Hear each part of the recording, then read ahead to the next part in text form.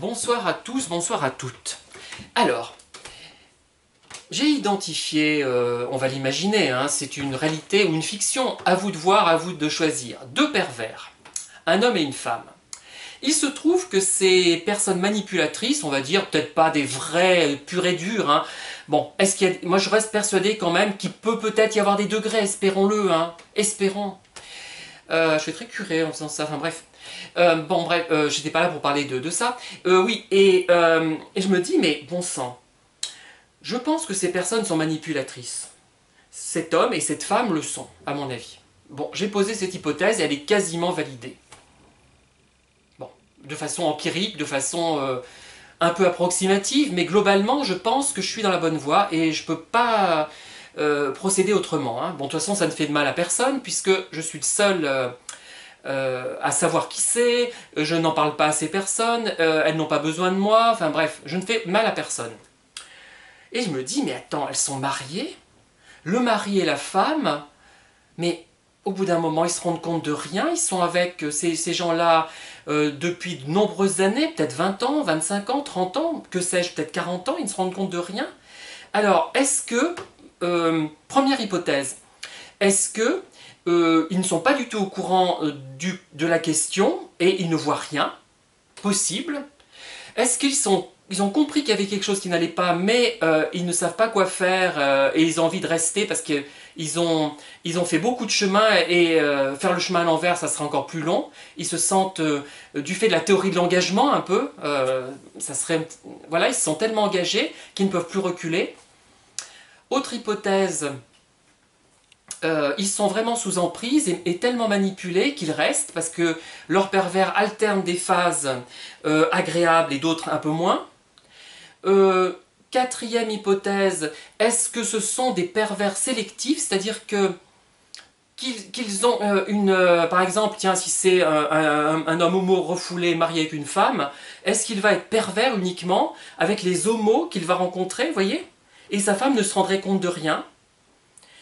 Est-ce que la femme ou le mari en question pense que le conjoint ou la conjointe souffre d'une dépression, elle est autiste peut-être, parce que parfois on peut mélanger les deux. Est-ce qu'il pense que c'est une personne plus à plaindre qu'à blâmer, il ne voit pas la méchanceté? Et dernière hypothèse, je dirais la cinquième qui me vient à l'esprit, je me suis trompé. Voilà, vous voyez, c'est ça aussi, on se dit on s'est trompé, on se dit c'est pas possible que personne ne voit les choses, c'est pas possible. Ah, il y a peut-être une autre hypothèse. Est-ce que ce seraient des couples pervers? C'est-à-dire les deux sont pervers et s'utilisent mutuellement et ils ont intérêt à le faire, à rester dans cette situation.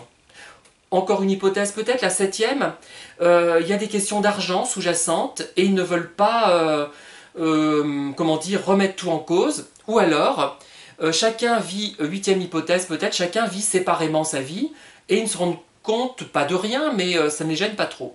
Voilà, enfin moi j'ai vraiment... je me finis par me poser des questions. Et, vous savez, j'ai envie de dire, c'est le doute.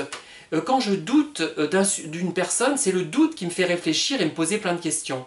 Une fois que je ne doute plus, je me pose plus de questions. Avec certains collègues que j'ai évoqués dans des vidéos, des collègues très anciens ou plus récents, une fois que j'ai eu élucidé le problème, je n'ai plus perturbé, hein, une fois que j'avais compris avec certitude. Par contre, j'avais envie de le faire partager et parfois d'avertir un petit peu d'autres personnes qui ne s'étaient rendues compte de rien et qui finalement, au bout d'un moment, se rendent compte. Puisque au bout d'un certain nombre de mois, beaucoup de gens se rendent compte de la réalité, hein. Évidemment, le pervers va avoir peut-être quelques proies privilégiées, quelques proies vraiment succulentes, juteuses, et les autres, ils vont les délaisser, et ils vont utiliser les autres pour avoir une bonne image, en étant très gentil, rendant plein de services, avec plein de gens un peu superficiels, qui fournissent une bonne image, c'est-à-dire qu'ils vont dire « Ah ben machin ou machine est drôlement sympa, drôlement gentille, puisqu'elle m'a aidé, etc. » Donc ça renvoie pour eux une image très favorable. Voilà, donc j'ai lancé un certain nombre d'hypothèses hein, qui me... Mais ça c'est un sujet que je trouve quand même intéressant parce que je n'ai toujours pas résolu la question des conjoints qui restent avec ces personnes pendant 20, 30, 40 ans. parfois sans se rendre compte de rien, mais c'est pas possible. Voilà. Voilà, à bientôt et bonne fin de journée. Au revoir.